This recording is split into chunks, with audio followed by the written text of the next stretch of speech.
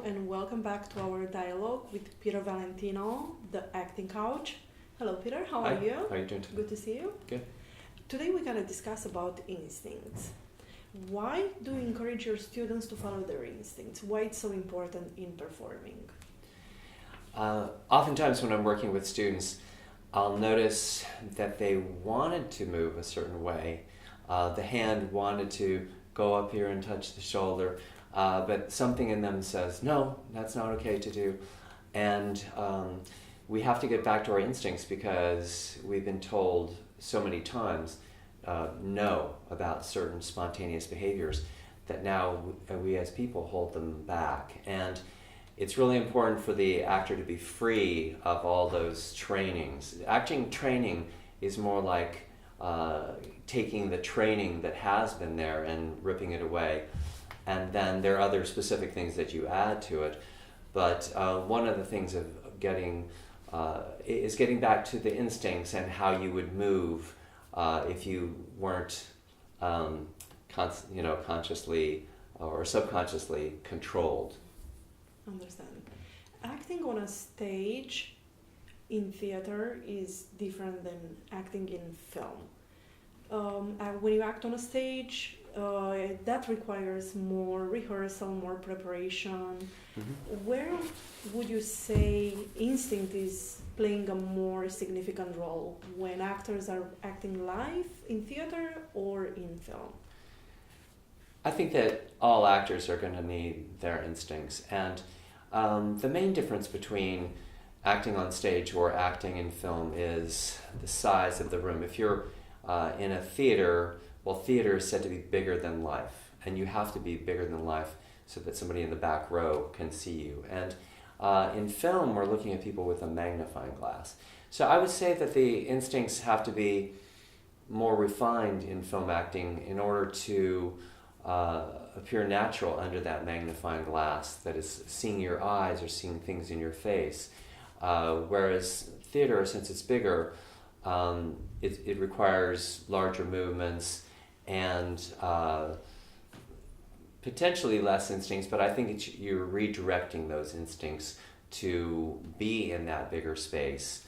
And in film realism, you're just being natural within a living room or an office or whatever smaller space oftentimes.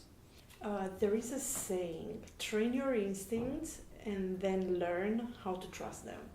Do you agree with that? Yes, I'm not sure, to some extent, I'm not sure that the instincts can be trained. I think they come from nature, which is something we don't understand. Where do we come from? Where do our psyches come from? Where does imagination come from? But so you're returning to your instincts. You're allowing your instincts. And one of the main ways to do that is to get with the breath, to get back to instinctive breathing and getting the insides of your body to be responsive to what's happening in the moment. I often tell my students that if a dog is sitting on the other side of the room, if I clap my hands, even if it's asleep, it'll perk up. But human beings are a little bit more somnambulistic, which means they're sleepwalking a little bit, and they have to be brought back into here and now so that they can notice things. And that's when the instincts really take over and start to connect. When you allow yourself to be right here and to notice reality. Understand. Are there any techniques that you recommend your students to encourage, to embrace their instincts? Yes, oftentimes it just comes in class where it's a permission thing. They've been told again and again to not follow their spontaneity and not listen to their instincts.